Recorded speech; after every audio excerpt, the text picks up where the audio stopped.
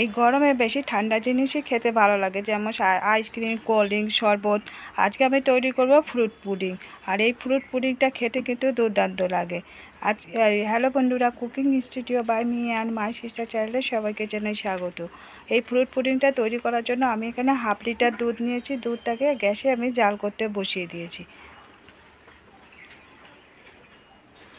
দুধটার মধ্যে এখন আমি দিয়ে দিচ্ছি চিনি। আমি চা চামচে 6 চামচ চিনি দিয়ে দিচ্ছি। যেহেতু এই ফ্রুট পুডিংগুলো খুব বেশি মিষ্টি হয় না, হালকা মিষ্টি হয়, ওই জন্য চা চামচে 6 চামচ চিনি দিয়ে দিলাম। চিনিটাকে দিয়ে আবারও নেড়ে চেড়ে দিয়ে এটাকে খানিকক্ষণ জাল করে নেব। এখন কিছুটা দুধ আমি একটা বাটির মধ্যে তুলে নিয়েছিলাম। এর মধ্যে দিয়ে দিচ্ছি চা চামচে 2 চামচ agar agar powder. Agar agar পাউডারটা দিয়ে দুধের সঙ্গে ভালো করে গুলিয়ে নিচ্ছি।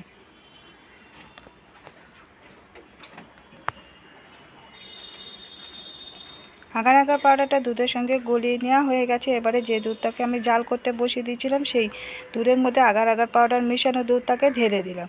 দিয়ে এই দুধটাকে আবারও খানিকক্ষণ জাল করে নেব।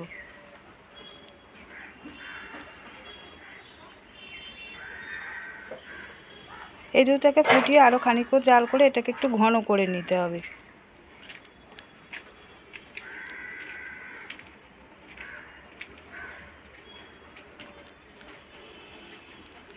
আর আগার আগার পাউডার দেওয়ার জন্য দুধটা এমনিতে জমাট বেঁধে যাবে, এর জন্য এই দুধকে ঘন করার জন্য আলাদা করে মিল্ক পাউডার বা অন্য কিছু মেশানোর দরকার পড়ে না।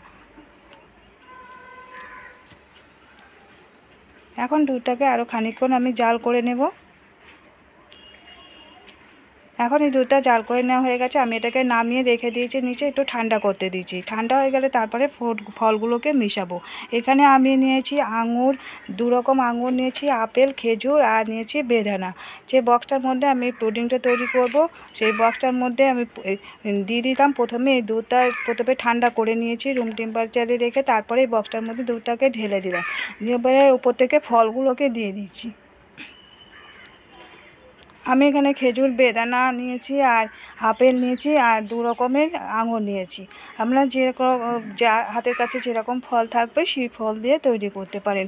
এর মধ্যে কলাও দিতে পারেন। আমার কাছে কলাটা ছিল না, দিতে পারলাম না।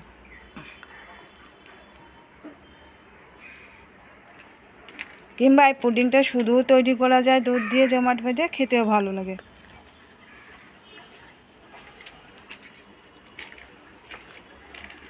ফলগুলোকে দিয়ে এবারে এটাকে আমি ঢাকা দিয়ে রেখে দেবো।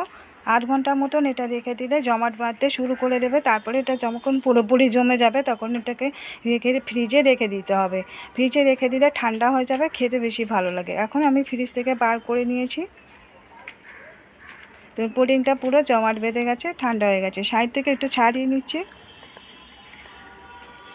সাইডগুলোকে একটু ছাড়িয়ে নিচ্ছি। নিয়ে এবারে এটাকে আমি ডিমোল্ড করে নেব। আর আমি এই যে ফ্রুটগুলো দিয়েছিলাম এর মধ্যে আঙুরগুলোকে, কালো আঙুর, সবুজ আঙুরগুলোকে একটু সবুজ আঙুরগুলোকে গোটা গোটায় দিয়েছিলাম। কিন্তু আমার এটা পুডিংটা কাটতে একটু অসুবিধা হয়েছে, যেহেতু এটা গোলটা দিয়েছিলাম সেই জন্য। আপনারা যখন তৈরি করবেন এই আঙুর কোনো সময় দিলে ছোট ছোট পাতলা করে কেটে কেটে দেবেন, এরকম গোটা আঙুর দেবেন না। এখন আমি পুডিংটাকে ডিমোল্ড করে নিয়েছি অন্য একটা প্লেটের মধ্যে। এবার একটা ছুরির সাহায্যে কেটে নিচ্ছি। আর কাটার সময় একটু ধারালো ছুরির সাহায্যে কাটতে হবে, পাতলা।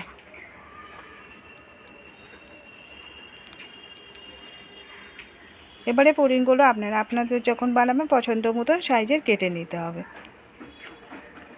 বন্ধুরা, আজকে ভিডিওটা ভালো লেগে থাকলে একটা লাইক দিয়ে দেওয়ার রিকোয়েস্ট রইল। নতুন বন্ধুদের কাছে রিকোয়েস্ট করছি প্লিজ আমাদের চ্যানেলটিকে সাবস্ক্রাইব করে দেওয়ার জন্য। পাশে থাকা বেল বাটনটিকে অন করে রাখবেন, যখনই নতুন ভিডিও আপলোড করব নোটিফিকেশান আপনাদের কাছে পৌঁছে যাবে।